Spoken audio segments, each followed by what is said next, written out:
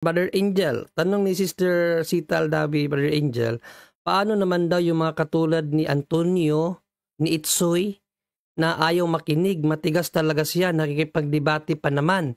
Hindi daw dapat mag-umpisal sa pare, Brother Angel. Ano daw yung patutunguhan nila Antonio, yung best friend mo?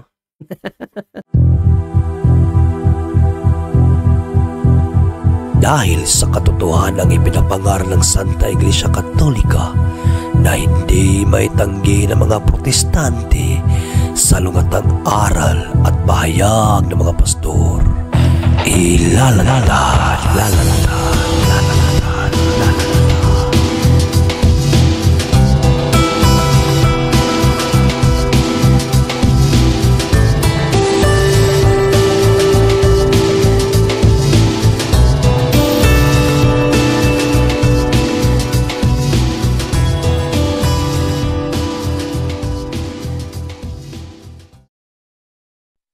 Bag sauce Simbahan.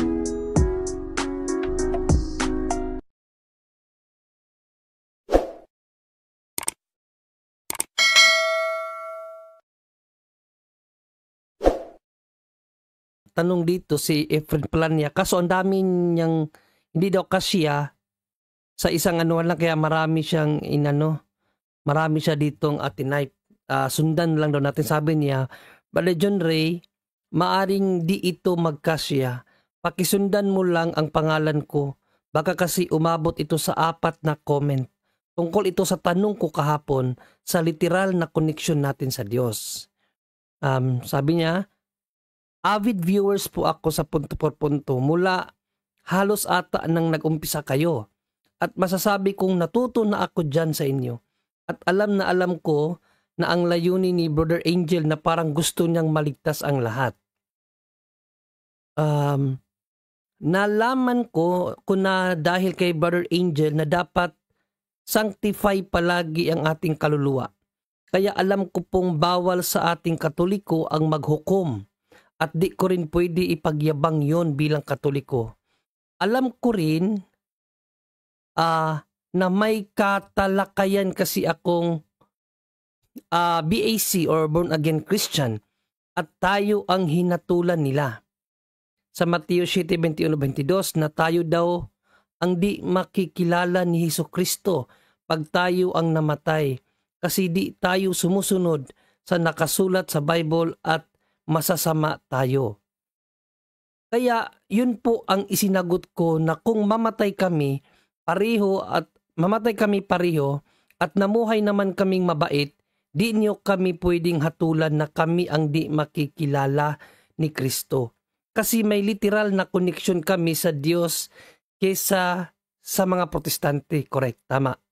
Sinabihan ko Bro John Ray, ang tanong ko na lang, talaga kung di ba labag sa magisterium natin ang pagkaunawa ko na yan tungkol sa literal na connection ng katawan mismo natin sa Diyos.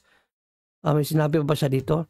Kasi totoo naman po na literal nating matitrace ang ating sariling katawan at tunay na may connection tayong Katoliko sa Diyos. Kasi po kilala ko ang pari na nagbinyag sa akin at ang obispong nag-ordina. Ang obispong nag-ordina sa pari at base sa edad ko, trace ko rin kung sino ang Santo Papa noong ako'y isilang. At di ka naman ko kontra na yon ang mga otorisado ng Diyos. Di ba, Brother John Ray? Hindi ko naman hinusgahan ang mga protestante. Ipinaalam na kay Martin Luther na sila nakakonek at itiniwalag yun ng simbahan natin. Hindi ko po sinasabing may impyerno sila, sa puso naman tumitingin ang Diyos. Pasensya na lalaktawan ng ilang word, Bro John Ray, pero yung main kong tanong, kung hindi ba labag sa magisterium natin ang unawa kong literal na connection o existence ng mismong katawan natin sa Diyos. Kasi pansin ko po, ang mga protestante walang literal. Sa Bible ang lahat ang sinasabi nilang connection sa Diyos. Kaya rin natin yung kaya nila. Sana mabasa mo lahat, Brother John Ray, pakisundan po ang comment. Salamat po, bro. Yes, bro. Well, at least nalinaw naman ngayon yung sinabi mo, no? Kasi kahapon kasi yung tanong mo kasi kahapon, may paghuhukom yun. No, kaya sabi ko, hindi naman ganun, no, kasi wala sa atin ang karapatan na maalaman kung ano ang nasa puso ni God, kung sino ang may connection sa Kanya individually, Katoliko man o hindi. Kaya yun ang sinagot ko sa iyo kagahapon. Pero ngayon, malinaw naman ang tanong mo, Bro Efren Palania, na yung tama ba yung pagkaunawa mo na tayo ay may connection sa Diyos sa pamamagitan ng simbahan? Yes. Kasi tayong ang bayan ng Diyos. Na we are the body of Christ. Kasi isa lang naman ang tinatawag na body of Christ sa Bible. At kung ititrace mo ang body of Christ, of course, walang iba yan yung ang Catholic. Even secular history prove that. No? Na walang ibang simbahan talaga ang itinatag ni Panginoong Jesucristo, kundi ang Roman Catholic lang. Pero when it comes to individuality, bro, kung ang isang tao, hindi man siya Katoliko, pero hindi kasi natin masasabi na dahil hindi siya Katoliko, wala siyang wala siyang connection sa Diyos. Yan ang point ko kagahapon sa iyo na even St. Paul, di ba? Sinabi ko nga, even St. Paul, sabi ni St. Paul na wala siyang karapatan, hukuman ang sinuman, ang Diyos lang. So yun ang point ko kagahapon na pagdating sa individuality, na halimbawa, di porket protestante yan, tayo ang magsasabi na wala ka namang connection sa Diyos, ako lang. Kahit ikaw Katoliko, although we are part of the church, no, ibig sabihin konektado tayo, pero kapag nagkasala tayo, mawawala din connection natin sa Diyos kahit Katoliko pa tayo. So yan ang gusto ko maunawaan mo na when it comes to judging someone na hindi Katoliko, sabihin natin na dahil protestante yan, wala yung connection sa Diyos, automatically wala sa atin ang hukom. Hindi natin pwedeng hukuman sila, Katoliko man sila o hindi. Even ourselves, hindi natin masasabi na may connection ako sa Diyos kasi Katoliko ako. Kung namuhay ka naman sa kasalanan, di ba, kahit pa Katoliko ka, putol pa rin ang connection mo kung puro naman pagkakasala ang iyong pamumuhay. So yan yung point ko sa iyo kagahapon. Pero ang tanong mo, kung yung bang connection natin as church, of course, tayo yan. Tayo ang may connection. Kasi hindi man pwede maghiwalay ang ulo at ang katawan. Ibig sabihin, konektado talaga yan. Ang katawan yan yung simbahan, tayo. Ang ulo, siya ang ating Panginoong Jesucristo, ang ulo ng kanyang simbahan, ang kanyang katawan. So connected talaga tayo sa Diyos. Pero pagdating sa individuality, kahit pa konektado tayo sa Kanya bilang church, kung ang pamumuhay naman natin kapatid ay puro pagkakasala, wala tayong relasyon sa Diyos. Okay? Sana maunawaan mo yan. No, tama naman yung tama yung mga paliwanag mo, yung explanation mo, yung tanong mo, tama yan. Hindi naman mali. Pero yung kagahapon kasi yung tanong mo, medyo parang naghusga ka na, kaya yun ang ikinure ko na hindi mo pwedeng hatulan sila. No, basahin natin muli, even St. Paul, hindi siya humatol sa mga hindi Kristiyano, kapatid. Basahin natin muli ang 1 Corinthians 5:12, no? Even St. Paul, hindi niya ninais or ginawa na hinatulan ng hindi mga kapanalig. Ito sabi ni St. Paul, wala akong karapatang humatol sa mga hindi Kristiyano. Ang Diyos ang hahatol sa kanila. So in same manner, dapat ganito din tayo mag-isip. When it comes to individuality, Kristiyano man siya o hindi, wala tayong karapatan humatol kung yung tao na yan may connection ba yan sa Diyos. Kasi biblically speaking, mayroong hindi Kristiyano na may connection sa Diyos. Pinakinggan ng Diyos ang kanyang panalangin kasi matuwid siyang tao kahit hindi siya Katoliko. Basahin natin sa Gawa 10:1 hanggang 5. No? Si Cornelio, kapatid, ating mababasa dito. Sa Cesarea ay may isang lalaking nagngangalang Cornelio. Isa siyang kapitan sa batalyong Italyano ng hukbong Romano. So, Romano to, bro, no? Ang kinikilalang Diyos nito, iba-iba. Sina Zeus, sina Hercules, sina Thor, yan yung mga Diyos ng mga Romano, hindi yan mga Kristiyano, bro, no? Siya ay isang taong sumasamba at may takot sa Diyos. Pero yung Diyos na ano dyan, proper na Diyos, kahit iba-ibang Diyos yung kinikilala niya, proper noun pa rin ang ginamit ni Saint Luke, no? Sa nasabing kinikilalang Diyos ni Cornelio. Gayon din ang kanyang buong pamilya. Siya ay matulungin sa mga dukha at laging nananalangin sa Diyos. Okay? Ano yan pagano yan. Pero ang Diyos, kahit marami siyang Diyos, ang Diyos na kinokonek ni San Lucas sa kanya, yung tunay na Diyos. Naka-proper noun siya. Minsan, nang bandang 3:00 ng hapon, nagkaroon siya ng isang pangitain. Kitang-kita niyang pumasok ang isang anghel ng Diyos at siya'y tinawag, Cornelio. Tumingin siya at takot na nagtanong, ano po iyon? Sumagot ang anghel, nasiyahan ang Diyos sa iyong mga dalangin at pagtulong mo sa mga dukha. Magsugo ka ngayon din ng ilang tao sa Joppa upang sunduin ang isang taong nagangalang Simon na tinatawag ding Pedro. At kung ipagpatuloy natin ang pagbabasa niyang kapatid, yan si Cornelio, nabinyagan siya, pati ang kanyang buong pamilya. Kaya yan ang sabi ko sa iyo kagahapon. Individual, hindi mo mahatulan kahit hindi yan Katoliko. Kung may connection ba yan sa Diyos o wala. Kasi biblically speaking, kahit hindi kasapi ng bayan ng Diyos, kapag nakitaan ng Diyos ang taong yan na may mabuting puso, hindi mo masasabing wala siyang connection sa Diyos. Kasi biblically speaking, nagpapakita na kahit hindi siya kasapi sa bayan ng Diyos, may connection siya sa Diyos dahil sa kanyang kabutihang gawa, dahil sa kanyang takot sa Diyos na kahit hindi niya kilala si Yahweh. So yan ang point ko sa iyo kagahapon, Brother Efren Palania, na individuality hindi mo pwedeng hatulan ang sino man. Diyos lang ang may karapatang humatol sa kanila kapatid. Pero sa tanong mo kung tama ba na tayo lang mga Katoliko ang may connection sa Diyos bilang simbahan, of course tayo lang. No, tayo lang kasi iisa lang naman ang simbahan na itinatag natin Panginoong Jesucristo na kinilalang katawan ng kanyang katawan ng ating Panginoong Jesucristo, ang Iglesia Katolika lang. Pero again, individuality, hindi mo pwedeng hatulan kahit hindi yan Katoliko na siya walang connection sa Diyos. Kasi kapag mabuti ang gawa niyan kahit hindi Katoliko yan, ang Diyos nakikinig sa mga taong may mabubuting puso, kapatid. Okay, Efren Palania. Yes, Brother Angel.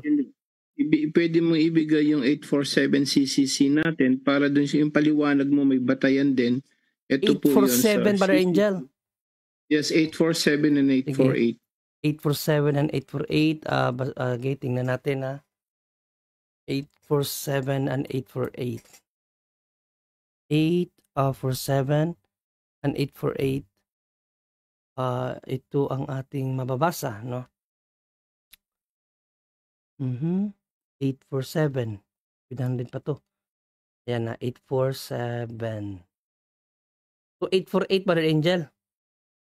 Yes, bro. 847 muna, tapos 848. Okay, ito. Uy, Bible pala to. Yan. Ito ang sabi ng simbahan. Okay, sa paragraph 847. This affirmation is not aimed at those who through no fault of their own do not know Christ and His church. Those who through no fault of their own do not know the gospel of Christ or His church, but who nevertheless seek God with a sincere heart, yan, no? Unmoved by grace, try in their actions to do His will as they know it through the dictates of their conscience. Those two may receive or may achieve eternal salvation. Although in ways known to Himself, God can lead those who through no fault of their own. Ito, napakalinaw, no? God can lead those through no fault of their own. So kahit hindi Katoliko pala, kapatid, sabi ng simbahan, may connection pa rin sila sa Diyos sa mga hindi nakakaalam ng katotohanan. Are ignorant of the gospel, to that faith without which it is impossible to please Him. The church still has the obligation and also the sacred right to evangelize all men. Brother Angel. Pero paalala din natin sa mga tao, wag na yung ayan, maliwanag yan, through no fault on their own. Ibig sabihin yung hindi nakabasa, hindi na, ngayon lahat nakakabasa na, ayaw lang pumasok sa simbahan. Iba yun. Mm. Iba naman lalo yung mga debatista ngayon, alam na nila, no? Tapos kinakalaban pa yung Catholic Church. Kasi in true no fault and their own, yun yung mga taong halimbawa Muslim country, walang Biblia, walang puro Quran. But makikita mo yung mga bata, yung mga tao, talagang ala-ala, they're seeking God. Kagaya nung binasa natin kanina ni Bro Junri, no? Kasi they seeking God. So iba naman yun. So sa lahat na nakikinig ngayon, baka sabihin mo, yung ko pala, ganito, pwede pa siya maligtas. Kung wala siyang alam, ang problema kasi, alam niya yung tungkol kay Christ. Kaya nga, those who no fault on their own, hindi nila alam, hindi sila nakabasa ng gospel. Ang hindi lang naman nakakabasa ng Biblia ngayon, mga Muslim sa Muslim country, yun nakikita na. Pero yung mga debatista na, nag-aaral ng Biblia at ayaw tanggapin, delikado yun, Brother Efren. Yun lang pong walang alam, totally, but yun nga, they're seeking God. Kagaya binasa ni Bro Junry kanina at ngayon, yun ang talagang may chance pa rin, kapatid. Bro Junry. Yes, maraming salamat, Brother Angel, sa dagdag. At may tanong si Brother Angel. Tanong ni Sister Sita Aldavi, Brother Angel, paano naman daw yung mga katulad ni Antonio, ni Itsoy, na ayaw makinig, matigas talaga siya, nakikipagdebate pa naman. Hindi daw dapat mag-umpisal sa pari, Brother Angel. Ano daw yung patutunguhan nila, Antonio, yung best friend mo? Best friend ni Bro Junry. Best friend ng mga mo dyan, yung mga followers mo. Nakakatuwa si Antonio, no? Bagamat nag-trying his best pa rin na makaakay sa atin kahit isa lang. Mapunta sa MCGI. Parang gusto niya makaakay, no? So ganito yun si Sita, no? Ang mangyari dyan, of course, we're still hoping na ma-convert siya sa totoong simbahan tinatag ng ating Panginoon Kristo. We're still hoping. Hanggat na mabuhay ang tao sa lahat na nakikinig. Kaya nga ako, ganun din ang pinipray ko. Di ba? Nagpa-pray sa atin lahat yan. And to, of course, evangelize them too. Kasi tayo, obligasyon natin evangelize sila and keep praying for them na makapagbalik loob siya. Hanggat naman buhay yan, may chance Pero, si Antonio, kapag hindi yan, o tisoy na, tisoy na yung niya, itsoy na yung sagot niya. Ang pangalan niya ngayon? Talagang, siya, no, masyado siyang masugid na, talaga, taga-subaybay natin. At maybe baka makabingwit siya kahit isa lang para madala niya sa MCGI. Pero pag si Itsoy o si Antonio o si Rogelio yan, hindi siya. Alam mo na yung mga account niya. Exactly. So kung AAE pa. So kung ano man kung nakamatayan niya yan. Tulad ni Bro Eli kaya nakamatayan niya yun. Ayon sa simbahan. Kasi hindi mo siya pwedeng doon sa 847, no fault on your own na CCC. Dahil nakaalam siya. Nakipag-debate pa si Bro Eli at saka yung mga yan ngayon. Kasi alam niyo, lalo na ngayon, yung ngayong yung computer era na, ngayong napaka technology ngayon, imposibleng hindi mo malalaman yung Bible So kahit sabihin natin sa Saudi kanina, sinabi ko, o sa ibang Muslim country, hindi naman natin pwede sabihin itong Muslim, wala silang narinig about Bible. So, buong mundo ngayon may Bible na. And 847 said, yung no fault on their own, never heard.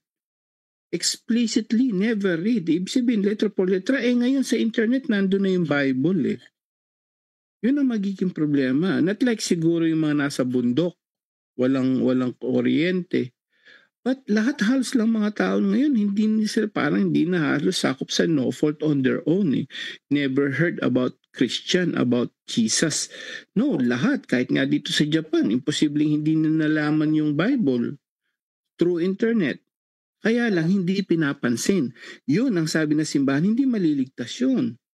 Ayon sa simbahan, Kasi nga, ayaw nga lumapit sa simbahan. Katulad ni Itsoy na yan, Antonio. May kaligtasan ba? Ayon sa simbahan, wala yung kaligtasan kapag nakamatayan niyang hindi siya nagbalik loob sa simbahan. Delikado kaluluwa ni Itsoy. Pero mo, ang unang problema dyan, yung sinalihan niya, self-proclaim. Tatag ng tao. MCGI, walang MCGI sa Bible. Tapos si Eli Soriano, hindi yan pare. Ayon sa Biblia, pare. Nababasa nila pare, ayaw pa rin. At ang mga turo ni Eli Soriano, walang authority dahil wala siyang connection sa mga apostoles. Yun ang ang dami niyang problema. Ngayon, napakarami nakalagay sa Biblia na hindi nasusunod. Sa Biblia nga nila, ang dating Biblia, bishop, may nakalagay. Wala namang bishop sa kanila, lalo na hindi bishop si Daniel Rason. Layo sa katotohanan ayon sa Biblia, kung Biblia pag-uusapan. Ang tanong, may kaligtasan ba yun? Ayon sa simbahan, yung mismong Biblia hindi nila naintindihan. Yung mismo alam na nila, no? Nag-gets na nila, may paliwanag na ayaw tanggapin. Ayon sa simbahan, sister, hindi na maliligtas yan, kumakamatayan niya. Delikado talaga po yun. Walang banal na Eucharistia, walang confession. Nasa tatag siya ng tao lang na tao lang nag-ano sa kanya. Ayon sa simbahan, ayaw niyang tanggapin, delikado. But let's keep praying for him for his conversion para sa lahat ng mga nakikinig po. Yun po, Bro John Rick.